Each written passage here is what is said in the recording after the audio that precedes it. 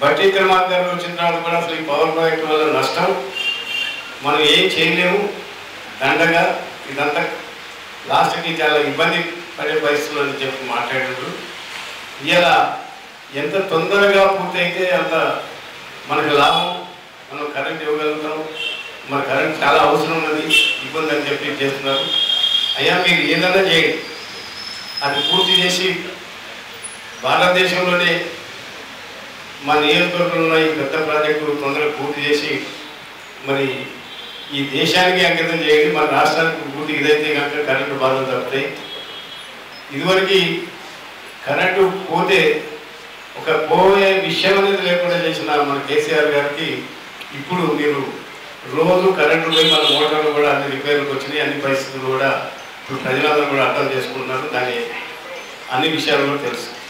ముఖ్యంగా నేను అడిగేది ఏంటంటే, నేను నిన్న తాళవేలపూడిలో కూడా మీటింగ్ పెట్టి చెప్పాను.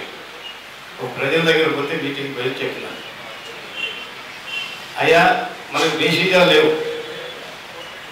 ఇక్కడున్న రాజకీయ నాయకుల్ని, మన జిల్లా మంత్రిని కానీ లేకపోతే ఇక్కడున్న ఎమ్మెల్యేలు కానీ ఇక్కడున్న ఎమ్మెల్యేసి కానీ మీకు ఏం పట్టవు, అసలు ఆ ప్రాజెక్టు గురించి ఏం మీకు అంత దిక్కదు. ఎందుకంటే 575 మందికి వాడు పబ్లిక్ హీరింగ్లోనే 575 మందికి ఉద్యోగాలు ఇవ్వాలి. ఈ రోజు వరకు ఒక ఉద్యోగం కూడా ఇవ్వలేదు. అది లిఖితపూర్వకంగా పబ్లిక్ హీరింగ్లోనే రికార్డ్ అయిన విషయం. భూములు కోల్పోయిన వాళ్ళందరూ కూడా ఉద్యోగాలు ఇవ్వాలన్నది ఆ రోజు ఇది. ఇంకా మా ముఖ్యమంత్రి కేసీఆర్ గారు అయితే మొత్తం అక్కడ ఎన్ని ఉద్యోగాలు ఉన్నా లోకల్ మండలం లోకల్ యొక్క విలేజెస్ చుట్టూ ఉన్న వాళ్ళకి ఇచ్చిన తర్వాతనే బయట ఏదన్నా జిల్లాల నుంచి కానీ ఎక్కడికైనా పెడదాం కానీ అనే హామీతో ఆ రోజు ఆ కార్యక్రమం ప్రాజెక్టు తేవడం జరిగింది. మరి ఇప్పుడు ఎంక్రోచ్మెంట్ లేవంటున్నారు, ఫారెస్ట్ ఎంక్రోచ్మెంట్ లేవంటున్నారు, మరి అంటున్నారు. మరి అది విషయం ఏదన్నా నేను మరి విక్రమార్క గారిని ఎలక్ట్రిసిటీ మినిస్టర్ గారిని 3 సార్లు మరి టైం అడిగితే ఆయన టైమింగ్ కూడా ఎగ్గొడుతున్నాడు. అయ్యా విషయం అన్నా చెబుతాం, అయ్యా మరి ప్రాజెక్ట్ పెట్టినప్పుడు ఈ హామీ ఇచ్చినాం, మరి ఇవన్నింటినీ మీరు కనీసం ముందు 575 మంది కన్నా మీరు ఉద్యోగాలు ఇవ్వండి.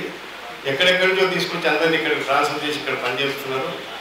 మీరు తొందరగా మా వాళ్ళకి మరి భూములు కోల్పోయి ఆ రోజు మీకు 5 లక్షలకి 20 లక్షలు ఉన్న ఎకరం కూడా ఇలా 5 లక్షల రూపాయలకి ఆ రోజు ఇచ్చి మరి ప్రజలందరూ కూడా దానికి అనుకూలంగా చేసినందుకు మీరు ఎమ్మటి తక్షణమే పని చేయాలని అడుగుదామంటే రిప్రజెంట్ చేద్దామని అనంటే ఆయన టైం లేదు.